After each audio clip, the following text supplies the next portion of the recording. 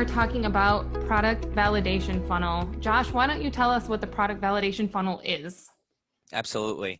One of the things that we developed the product validation funnel because it's a key, it really is our key differentiator in the marketplace. And we want to kind of give people that secret sauce. You know, we want to give back and we want to say, this is how you should build software. And so these were key learnings I learned from being out in Silicon Valley and working with a ton of smarter people than myself and being able to take all that information and package it together. And we created the product validation funnel.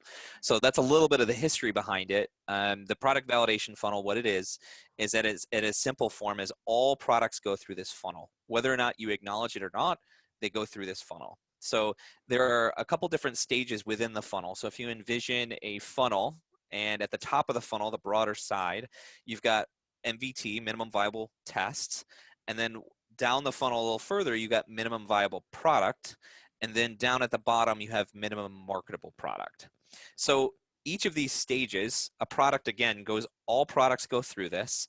The biggest mistake that companies make when they're developing products is they go through this funnel too quickly.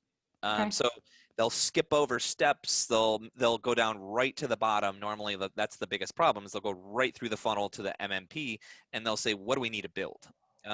What we do is, and we encourage through the product validation funnel, is we encourage people to go and think through it a lot more systematically. Make sure you go from MVT to MVP to MMP. A lot of abbreviations, but the thought is when you go up from the top, it's reducing your risk the further you get down the funnel if you take if you take the time to appropriately go through each stage.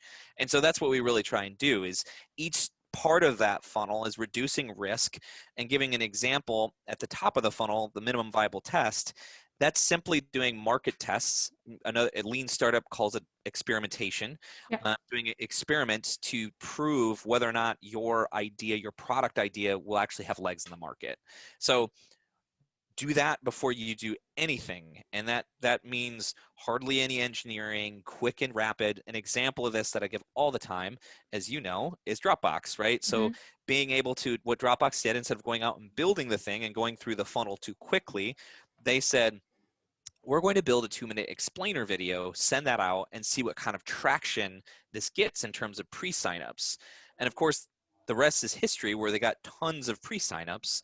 And so a lot of this Silicon Valley principles up here of rapid experimentation and lean startup, we try and apply that to all of our projects. So you're not getting down to the funnel and wasting tremendous amounts of software engineering costs when really you could have stopped at the top and said, hey, we tested this out in the marketplace and it really didn't have legs. Doesn't work. Yeah. Yeah. Okay. So, yep. So once they do that, the next stage is MVP. Yep. MVP after that. And so all of the learnings we learn out of that MVT stage, we apply to the MVP stage. So what we'll do is we'll sit down and through this rapid experimentation, what we can do is we can actually determine who best is the target market. What's the value proposition?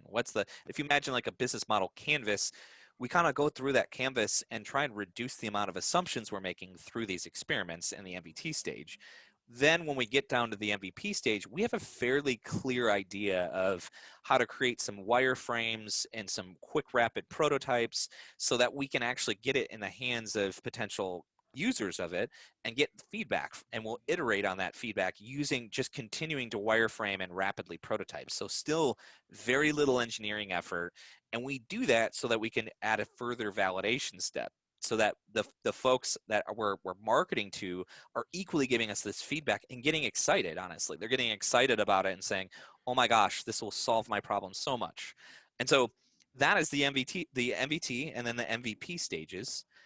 And then do you want me to go through and talk about the MMP stage, the bottom? Yep, absolutely. Yeah. So once it's kind of an obvious progression of you doing rapid experimentation, doing a quick and rapid prototype. Well, now you pretty much have the validation and the blueprint to know exactly what to build. And when we say MMP, the caveat here is a lot of people get caught up of not only going through the funnel too quickly, but also in that MVP stage, it's critical that we validate what is the minimum viable product. In other words, what is the minimum amount of value you can package up for your target audience and ship that out to them to where they would actually want to download it and use it. Too many Yep. people add on bells and whistles, right? Of like developing this Yeah. huge scaling app when it's like, no, start really small. You can get to market faster. You can get people using it. You can get charging people. And at that Yeah. bottom stage, you actually develop the software, but it's a very slimmed down product. So minimum marketable product. So Okay. that's kind of going through the funnel, and there's increasing costs as you obviously go through the funnel. But if you do it right, you're going to reduce your risk substantially and build the right thing. Right. Yeah, because you're taking the most risk at the beginning when you're not spending that much money. And Yes, you're essentially narrowing your scope all the way down at the bottom so that you have a very clear idea of what to do. So you're not just doing something and spending a ton of money. That's that's the right. benefit. That's the benefit. Exactly. Okay. So this is kind of also similar to the build, measure, learn cycle, right? Like you're learning along the way, you're getting input. So is there a difference, or are you just going through the build, measure, learn cycle in each step? That. You're exactly right. So it's that where you're going through build, measure, learn through every part of the funnel. So Okay.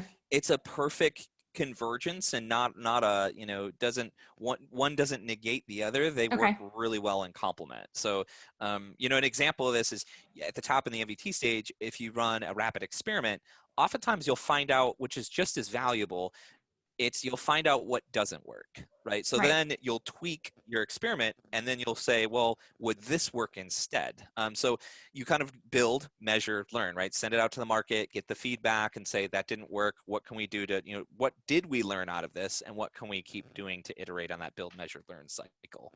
That So makes sense. Yeah. So you're taking this funnel and you're analyzing it, you're getting data, you're getting yes, feedback, you're getting customer input, and all of that like equals out to one final thing, yes, you're which is exactly essentially right. the goal.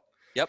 Um, and what are the benefits of doing it this way? Like, I mean, you mentioned like saving money is one, like Yes. you're building the right thing, which is obviously pretty important. Yes. Like you're testing it with your consumers. So like you already know how they feel about it, if they like it, what they do and don't like, what features you need. Is there anything else, or did I just take it all right there? You nailed on all of them mostly. I mean, that's a very good synopsis of like the benefits of it. So far too often, it prevents the idea of someone having an idea, whether it's a singular person like an entrepreneur, or someone within a large enterprise business, or a board, a team of board members saying this is a good idea. And oftentimes they have the best of intentions, right? And they have Yeah. somewhat of a pulse on the market. So it's not to say their assumptions are wrong. It's just to say, let's take a little bit more scientific approach about validating, is this concept, and refining, I'd say validating and refining a concept that, someone might have. So definitely not, when we're approached to, oftentimes we'll approach to say, hey, we want to build this thing. We'll help them rewind a little bit and say, well, wait a minute, let's make sure you validated this before we move forward, because we could save you, what would happen? I think the value proposition could be summed up by saying, what would happen if you spent $250,000 to $500,000 to over $1 million, but you ended up building the wrong thing that no one actually wants to use? Yeah. So that would be bad. Oops. So yes.